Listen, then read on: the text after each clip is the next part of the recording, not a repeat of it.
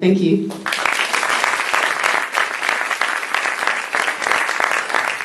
Thanks, Nikki, for having me over. My first talk in Melbourne. Thanks to the Port of you guys for helping out. You guys are high energy. Good to meet you finally. Thanks to the people I haven't met yet who are helping put on this show. This mic's too loud. Is it too loud? Is it cool? Sweet. All right. So yeah, and thank you all for coming here, because you guys and girls make this a reality for me. You know, my passion, my life purpose is helping people help themselves get healthy and fit, and we save the animals and the planet at the same time. You know, so I've been a personal trainer since 1999, on and off, working in the health and fitness industry, the bicycle industry, food industry. So I've seen a lot of things come and go. A lot of fads, a lot of hype, a lot of lies, a lot of marketing, a lot of facts, and a lot of sincere people, but sincerely wrong. It's I got an email from a friend the other day, a mathematician friend, and Harley, I've got hemorrhoids, I've got constipation problems, and I get a lot of digestion issue emails all the time. So I said, cool, tell me more. So I said, the constipation is really bothering me, the hemorrhoids, what do I do? So you've got two options. Alright, tell me the options. This is on a Google chat. First option, go vegan. Increase the soluble fibre in your diet. Vegans typically don't have constipation issues.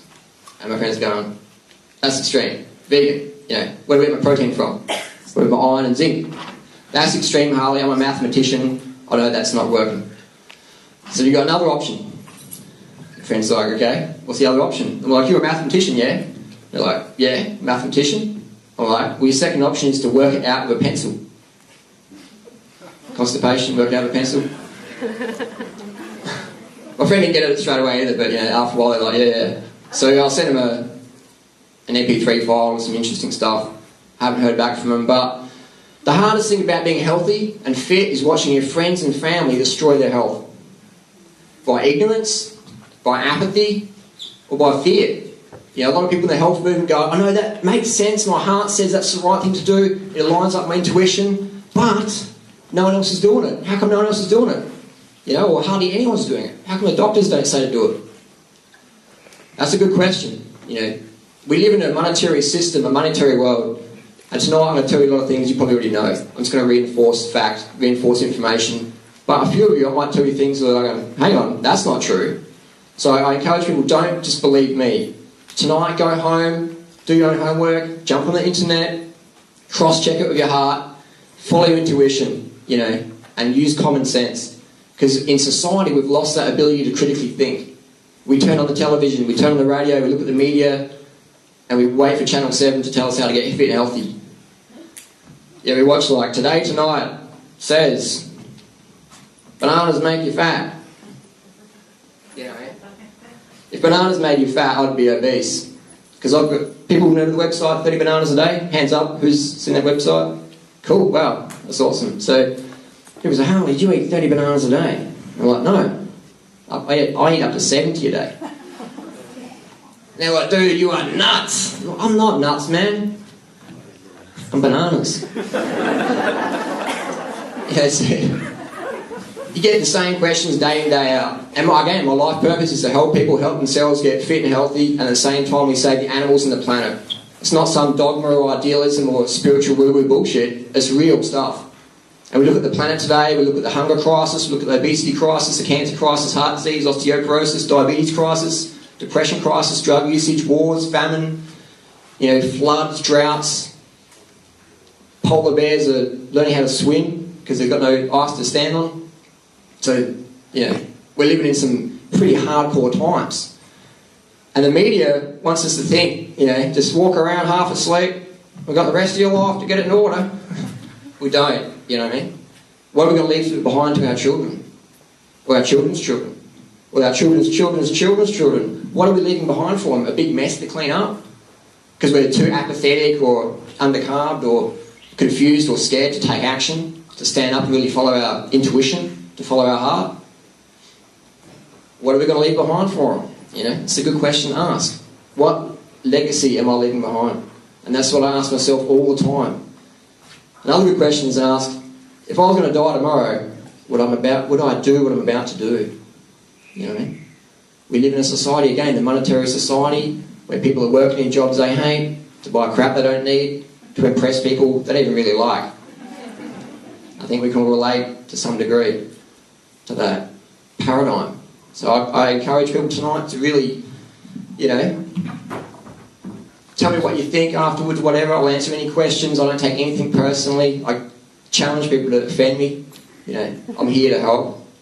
And maybe I'm here to offend, I don't know, but I'm just here to give people information and they can run with it however they like.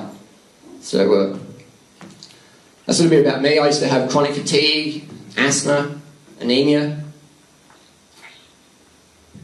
Crohn's disease, hypoglycemia, and all these were clinically diagnosed. It wasn't like a naturopath, homeopath, psychopath saying, oh, I think you've got this issue. It was like I went to the doctors, blood tests, you know, stool samples, the whole works, x-rays, you know, colonoscopies, all those things.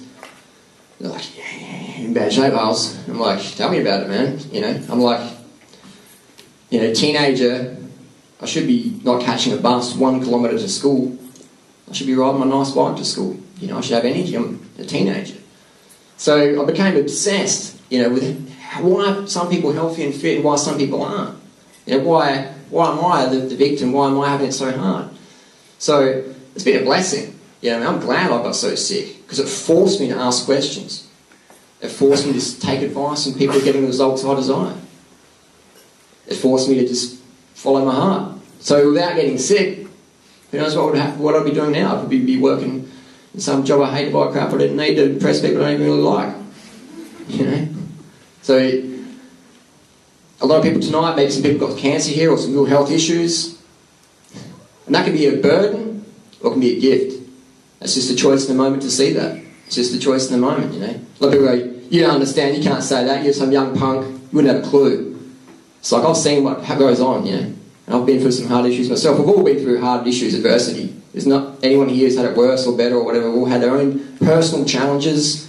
And for one person, you know, running a kilometre is a milestone. And for another person, running a kilometre is a hassle. So we've all got our own challenges. I firmly believe the universe only gives us things that we can handle. Whatever your religion, whatever you believe in, God, Allah, whoever, the universe only gives us things that we can handle. So it's a good thing to go by. So, you know, I got given some things that I didn't think I could handle, my health, and I did. And my chronic fatigue is no more. My asthma is no more. My Crohn's disease is no more. My hypoglycemia is no more.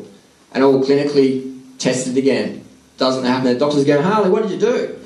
I'm like, oh, you know, I was like, changed my diet, went vegan, you know. And they're like, point this up, see you later. And I thought the world just wants to know what's going on. I thought, man, I'm going to walk out there and people are just going to like cheer me on and love it and just be, I'll change the world. Didn't happen, you know what I mean? And that's another thing, if you want to change the world, if you want to follow your heart, you've got to expect some ridicule, some violent opposition, some people to really, you know, dismiss you from their life. You've got to expect that and you've got to deal with it, you know. Like I said before, the hardest thing about being healthy is watching your friends and family dissolve their health away.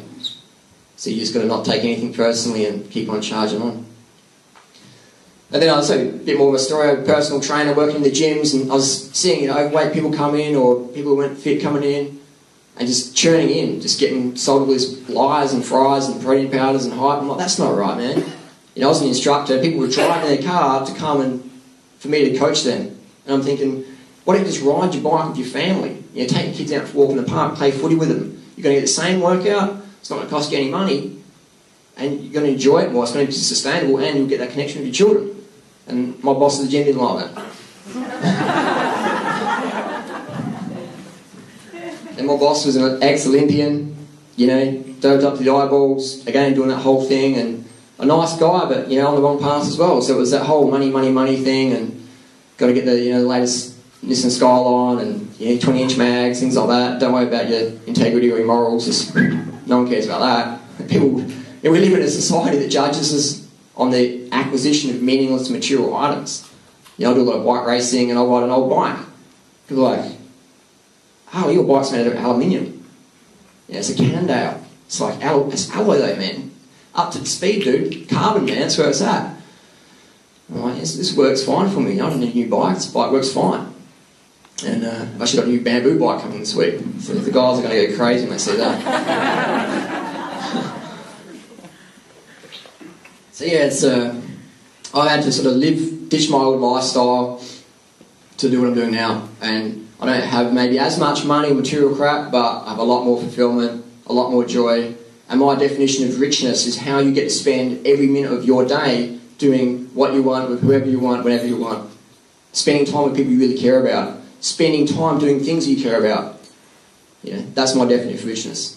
So again, my personal conclusions. They might not be yours, but I enjoy sharing them, and I enjoy people listening. I've got a big ego and I love talking about myself. Haven't noticed. See, tonight we'll do I'll keep rambling a bit more and Q&A, because we've got a mixed crowd here tonight. Who hands up? Who's into the raw food scene? Well, I've got a fair few raw crew. Who's into the vegan scene, or vegans? Crazy vegans like me. Sweet. And who's been dragged here because they're like partners like, man, you don't come here, you're out. And who wants me to shut up already? My hand's good, I'll keep talking.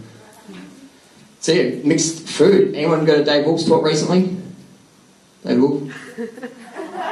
Yeah, don't worry, I won't give you any more crap, you've already been for enough.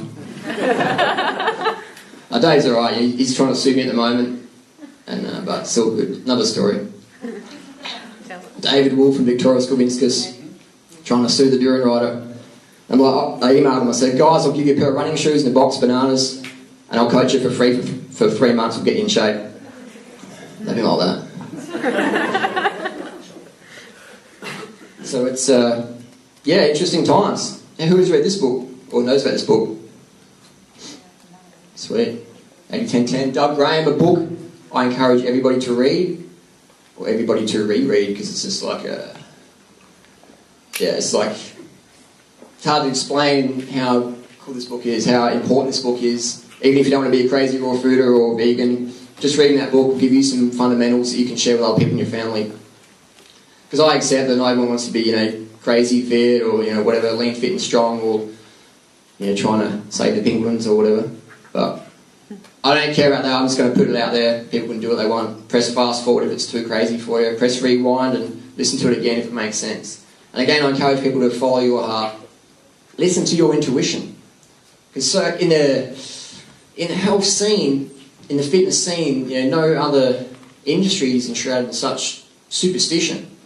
There's so much controversy, like fruit makes you fat, fruit gives you diabetes, fruit will rot your teeth, fruit will give you candida issues, fruit will make you a nutcase. It won't make you nuts, it'll make you bananas. But so much controversy. Don't eat carbohydrates, eat high fat, eat low fat, eat high protein, eat no protein, eat protein from a powder jar.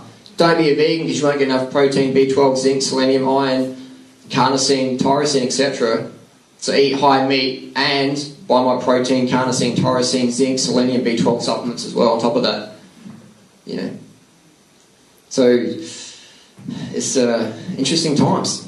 Interesting times. We've got the banana crisis. People go, Harley, you're like an armed bandit now.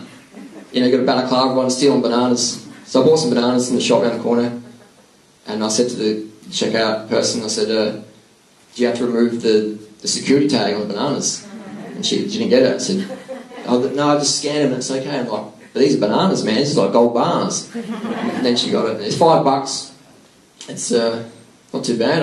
In Adelaide, we've got bananas, $18.75 a kilo. I took a photo of bananas and put it on my Facebook page. Had like 70 comments. It's like, who's on my Facebook? Oh wow, I've got some Facebook crew. Nice. So I find that entertaining, I'm taking a photo of fruit and put it on my Facebook page, and I said, I've got to sell my bikes this week to eat. I got a few friends from around the world, like, I've seen your bike, I've got a spare bike in Byron Bay, Canada, like, just kidding. So we've got the bananas for $5, we've got the old Tim Tam originals, like $2.80. And these bananas come from northern New South Wales. And these come from like all over the world, like the ingredients, And what I find is cool about bananas is they hide the ingredients on this little flap here. So if they're hiding it from you, it's like something's up. So we've got sugar, wheat flour, vegetable oil, cocoa mass, colours, E50, E150, emulsifiers, flavours, raising agents, etc. So you've got products from all around the world, and Think of all the industries that would have to be created, and the trucks and the factory. And you've got the old banana on the tree, goes in the packing shed, into the box, to the market, to the shop, not much. But this is like a massive factory, all this crazy stuff, and this is cheaper than the old piece of fruit. I think that's outrageous. You know, outrageous. One Tim Tam is about 100 calories we got. Yeah. So one Tim Tam, 100 calories, you got 11 Tim Tams. So you got 1,100 calories for $2.80, and you got about 400 calories for $5. You know, so people go, oh, this fruit thing's too expensive. And my reply to that is, what better investment is there in your health? So what better investment is there than your health? What provides better returns? What gives you better market share? What gives you better experience? I've got friends with Porsches, GTR 3, you know, 4-drive twin turbs, you know, just hating it because they're like, their kids are falling apart, their relationships falling apart, so they spend all the time at work to get all these fancy things because they think, if I just get that next thing, then people will award my achievement and then I'll get that. That's the when-then theory. When this happens, then I can be happy. Until then, I've got to be miserable and have the frowns and the worry and the psychiatrist and the psychologist and the mistress and the cocaine. You know, I've got friends who are addicted to cocaine living in the poverty-stricken areas in Adelaide. I've got friends addicted to cocaine living in Hollywood. You know, same drug, same issues, totally different financial situations. So money is good, but as people know, money doesn't make you happy. Because if it made you happy, you wouldn't see celebrities, you know, they're what life.